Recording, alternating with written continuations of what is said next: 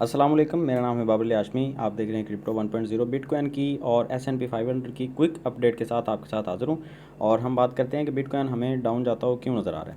तो इसकी जो मेन वजह है वो बाद में मैं आपको बताता हूँ। अभी सबसे पहले मैं आपको एक चीज़ समझाना चाहूँगा कि आप अगर क्रिप्टो मार्केट में काम कर रहे हैं, ट्रेडिंग व्यू के अंदर आपके पास एक चीज़ बल्कि दो चीज़ें होना बहुत ज़रूरी हैं। वो दो चीज़ें ये हैं कि S&P 500 का इंडेक्स और नेस्डैक का आपके पास इंडेक्स जो है ये होना ऊपर, सबसे ऊपर होना बहुत ज़रूरी है। उसकी वजह ये है कि अगर ये अप एंड डाउन जाते हैं, अमेरिका की जो स्टॉक एक्सचेंज है, अगर वो अप एंड डाउन होती है तो उसके साथ बिटकॉइन का एक बहुत गहरा ताल्लुक है, जिसकी वजह से बिटकॉइन भी ऊपर नीचे होता रहता है। तो हमें यहाँ से एक आइडिया मिलता है कि अगर S&P 500 में हमें गिरावट देखने को मिलेगी तो बिटकॉइन भी हमें अनकरीब जो है वो गिरता हुआ नज़र आएगा। ठीक है, अगर ये ऊपर जाएगा S&P 500 का इंडेक्स तो बिटकॉइन भी हमें ऊपर जाता हुआ नज़र आता है। ये जो इनका रिलेशन है आपस में, वो इन्वेस्टर की साइकी के साथ है। इन्वेस्टर जितना ज़्यादा मार्केट में डरे बिना इन्वेस्ट करेगा तो उतना ही मार्केट में हमें बुल रन नज़र आएगा। मार्केट में हमें कॉइन्स जो हैं वो सारे के सारे ग्रीन नज़र आएंगे। और जितना ही इन्वेस्टर जो है वो अमेरिका की स्टॉक एक्सचेंज का जो इन्वेस्टर है, अगर वो डर जाता है मार्केट से और वो एग्जिट लेना शुरू कर देता है, तो बिटकॉइन का जो इन्वेस्टर है वो उससे पहले भागने के लिए तैयार बैठा होता है। तो बिटकॉइन की अगर हम अभी की कंडीशन की बात करते हैं तो बहुत ही ज़रूरी जो आपके लिए चीज़ को समझना है वो ये है कि आपने 1 डे की कैंडल को सिलेक्ट करना है यहाँ पे। ठीक है, ट्रेडिंग व्यू के ऊपर। और ये मोबाइल के ऊपर मैं इसलिए बता रहा हूँ क्योंकि मोस्टली जो लोग हैं वो मोबाइल के ऊपर ही एनालिसिस जो है वो कर रहे होते हैं आजकल। तो कंप्यूटर की स्क्रीन पे वो देखते हैं तो मोबाइल पे सेटिंग करने का उनको तरीका समझ में नहीं आ रहा होता। ठीक है, तो खैर अब बिटकॉइन आपने डेली का चार्ट ओपन करना है और ओपन करने के बाद आपने ये देखना है कि यहाँ पे जो गौर करने वाली चीज़ है, हमारे पास दो स्पोर्ट्स हैं। एक तो स्पोर्ट ये है 20,201 के ऊपर, और दूसरी जो है वो है 19,707 के ऊपर। मुझे बहुत ज़्यादा जो चांसेस लग रहे हैं वो इन दो स्पोर्ट के ऊपर ही बिटकॉइन जो है वो वापस चला जाएगा। इन दो में से किसी एक स्पोर्ट को टच करेगा। आप दोनों में से किसी एक स्पोर्ट के ऊपर एंट्री ले सकते हैं और वेट कर सकते हैं कि बिटकॉइन ऊपर जाए, लेकिन स्टॉप लॉस के साथ। स्टॉप लॉस आप थोड़ा सा करीब ही रखिएगा क्योंकि मार्केट बहुत ज़्यादा भी गिर सकती है और रिसेशन भी आ सकता है। रिसेशन क्या होता है, इसके ऊपर एक वीडियो मैं बनाऊंगा, डिटेल के साथ मैं आपको बताऊंगा रिसेशन क्या होता है, इसके नुकसान क्या होते हैं। ये पहले जब आया था तो इसके क्या क्या नुकसान हुए थे, डिटेल से आपको मैं समझाने की कोशिश करूँगा। अच्छा, अगर यहाँ से बिटकॉइन नीचे गिरेगा, इस सपोर्ट को तोड़ देता है 19,700 की जो सपोर्ट एक बनी हुई थी, इसको तोड़ने के बाद एक जो मेजर सपोर्ट है सबसे बड़ी, वो है 17,570 के ऊपर।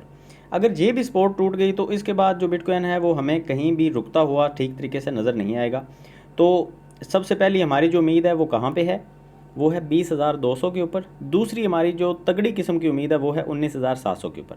इनमें से किसी एक सपोर्ट को इस्तेमाल करके बिटकॉइन वापस जाएगा। अगर हम यहाँ पे ट्रेंड लाइन का इस्तेमाल करते हैं तो हमें क्या देखने को मिलता है, ये आपके सामने ही मैं ट्रेंड लाइन जो है वो ड्रा करता हूँ ताकि आप जो है वो इस चीज़ को भी थोड़ा सा अंडरस्टैंड कर सकें। ये देखें, ये है मेरी वो डरने की वजह जिसकी वजह से मैं आपको बता रहा था कि बिटकॉइन अब मज़ीद नीचे गिर रहा है।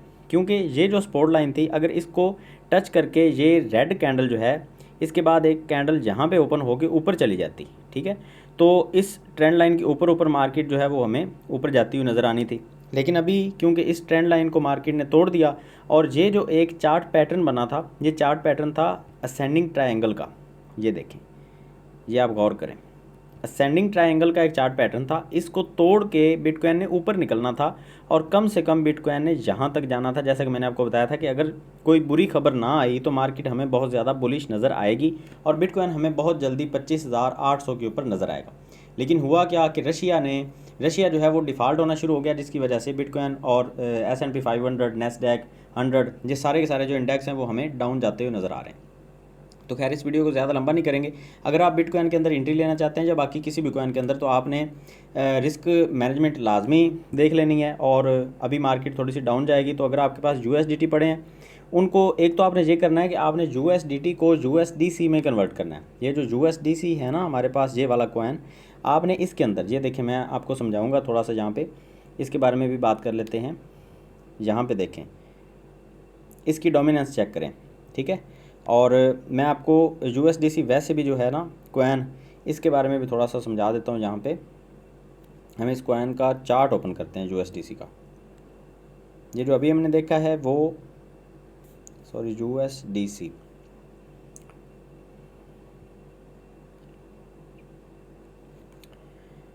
अच्छा ये देखें, USDC की जो पेज है इसका वो बिल्कुल बरकरार है। ये देखें USDC का पेज ज़बरदस्त किस्म का काम कर रहा है। अगर हम देखते हैं USDT का पेज, तो वो मैं आपको यहाँ पे दिखाना चाहूँगा कि वो थोड़ा बहुत टूट गया है, और USDD का जो पेज है वो भी टूट चुका है। ये देखें, ये USDD का जो पेज है इसने भी अच्छा खासा हमें जो है वो निराश किया है, और ये टेथ जो है ट्रॉन TRX उसके ऊपर इसका एक बहुत बुरा असर पड़ेगा, और ये पूरी की पूरी मार्केट को नीचे गिराने में ये कॉइन जो है वो मतलब कारआमद साबित हो सकता है।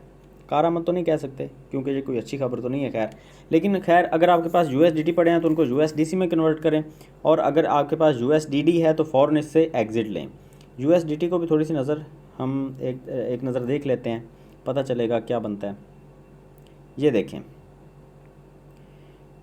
USDT का जो पेज है वो जहाँ तक, ये देखें एक थोड़ी सी आप नज़र दौड़ा के देखें, पिछले दिनों में USDT का जो पेज है वो 0.94 के ऊपर जा पहुंचा था, और ये बहुत बुरी खबर होती किसी भी स्टेबल कॉइन के लिए, ठीक है। और अगर हम आज की बात करते हैं तो आज तो इसका पेज खैर बरकरार है, लेकिन पिछले दिनों की बात करें तो पिछले दिनों में 0.99 के ऊपर, ये तो खैर कोई इतनी बड़ी बात नहीं है, लेकिन जो USDT का जो पेज है वो बरकरार नहीं है, जिसकी वजह से USDT भी ख़तरे में आ सकता है, और इन सब का आपस में एक बहुत गहरा रिलेशन हमेशा रहता है, जिसकी वजह से मार्केट में पैनिक की सिचुएशन बन जाती है। खैर अभी के लिए अपडेट आपके लिए फ़ाइनल ये है कि बिटकॉइन के अंदर एंट्री लेनी है तो वेट करें, अगर USDT पड़े हैं तो USDC में आ जाएं, अगर आप USDC में नहीं आना चाहते तो BUSD के अंदर आ जाएं, या किसी भी आप सेफ़ स्टेबल कॉइन के अंदर जो है वो अपना पोर्टफोलियो डाइवर्सिफाई कर दें, ताकि रिस्क जो है वो कम हो जाए। क्रिप्टो मार्केट बहुत रिस्की है, सारा का सारा पैसा इसके अंदर कभी ना डालें,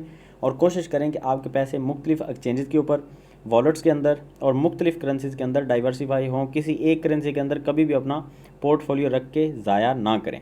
खैर मिलते हैं नेक्स्ट वीडियो में, अगर वीडियो अच्छी लगी तो लाइक कर दें, दुआ में याद रखिएगा। अल्लाह हाफ़िज़।